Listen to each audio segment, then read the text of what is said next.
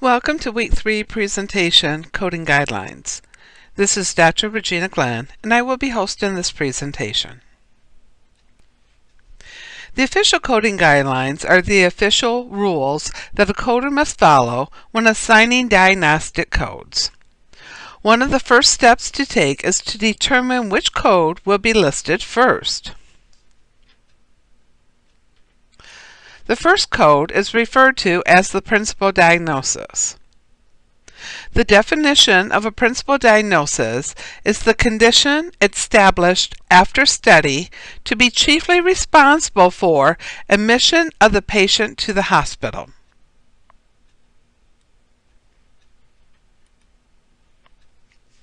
The principal diagnosis must be clearly documented by a physician. An example for principal diagnosis is a patient is admitted for chest pain. Enzymes in an EKG after study confirms an acute myocardial infarction. The principal diagnosis is the acute myocardial infarction. The chest pain should not be coded because it is a symptom of the MI.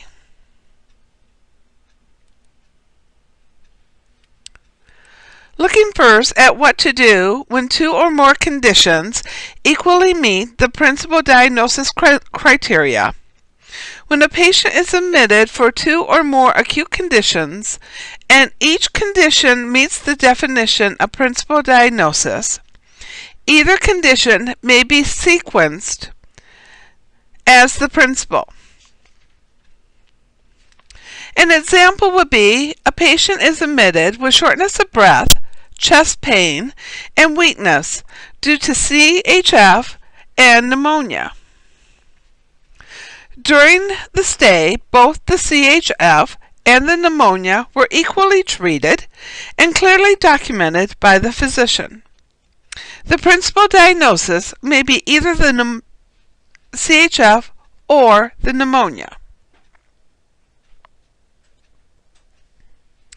When two or more comparable or contrasting conditions exist, either diagnosis may be assigned as the principal diagnosis. When a symptom followed by a contrasting comparative diagnosis, the symptom is assigned as the principal diagnosis. When the original treatment plan is not carried out, the reason why the patient is admitted is listed as the principal diagnosis. Following the principal diagnoses, all secondary diagnoses are listed. Secondary diagnoses are conditions that coexist at the time of admission or develop during admission and affect the patient's care for the current episode. Conditions that have no impact on patient care during the hospital stay are not reported even when they are present. Conditions that relate to an earlier episode and have no bearing on the current admission are not reported.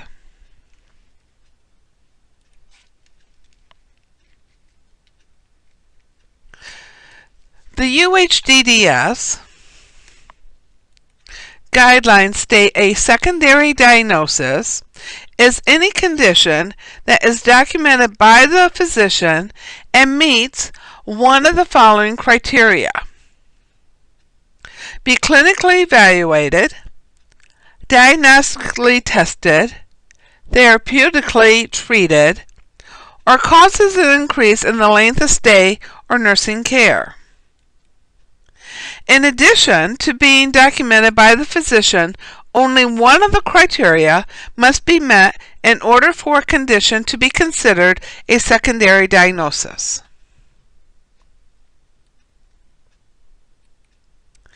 The one required condition for secondary diagnoses is that the diagnosis be documented by the physician. In each case, secondary diagnoses can only be included in the patient's diagnostic statement if the condition is documented by the physician, not just included in a lab or other ancillary test. Each organization will have their own interpretation of who the physician is at a minimum. Medicare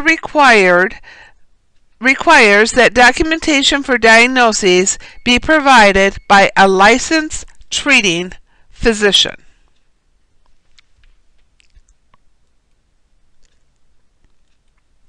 Examples of a licensed treating physician are an attending physician, a consulting physician, as long as the attending physician does not disagree with the consultant's opinion.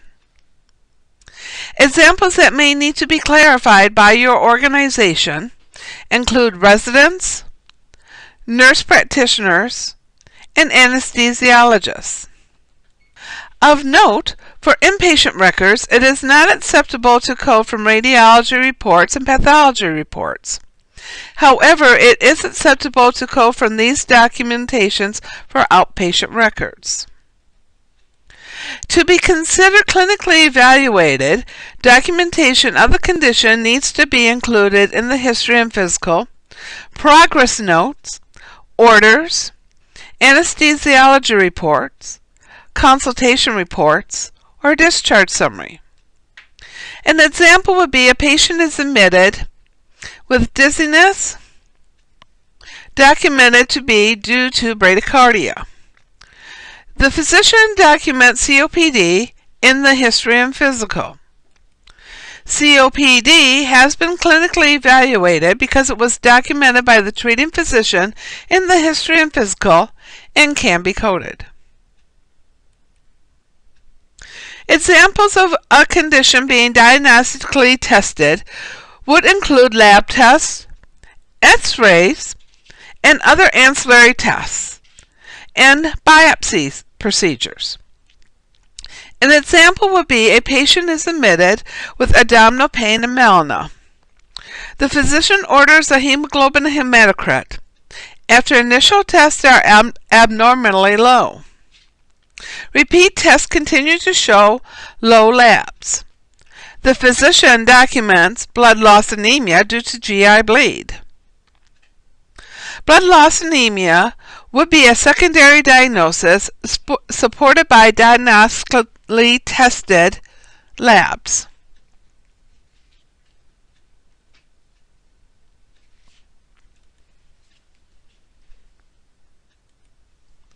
Therapeutically treated means that the patient receives some type of treatment. Some examples include medication administration, surgical procedures, radiation therapy, transfusion, tube feeds, or TPN. An example would be the patient on the previous example with blood loss anemia who received a transfusion.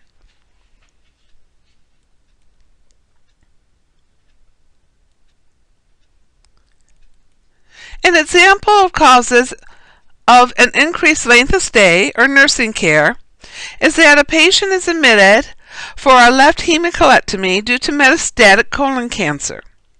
Post-surgically, the patient developed an ileus, and he needed to remain an additional day until the ileus resolved, and he could eat.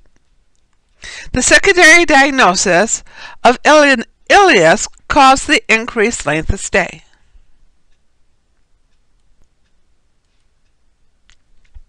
It is important to capture all secondary diagnoses because many impact the MSDRG assignment, which in turn affects reimbursement. It is imperative to document all secondary conditions that the patient has to meet the UHDDS criteria.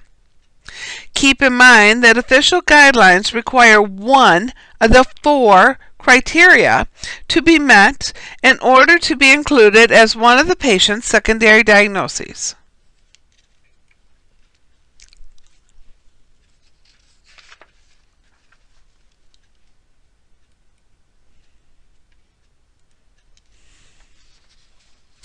Secondary diagnoses can include previous conditions stated as diagnosis or chronic conditions that are not the thrust of treatment. Conditions that are an integral part of the disease process should not be reported. Signs and symptoms of a condition should not be coded if the condition is coded. Conditions that are not an integral part of the disease process should be coded when present. Some general coding guidelines include: assign codes to the highest level of specificity, assign codes for all chronic condition, assign combination codes when available, and assign multiple codes as needed to completely describe a condition.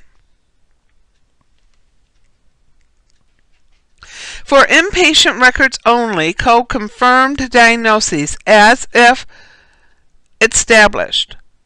Unconfirmed diagnoses may be identified as possible, probable, questionable, suspected, likely, or ruled out.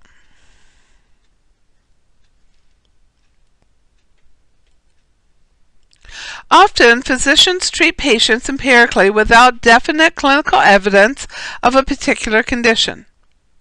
It is important for the physician to document what they are empirically treating.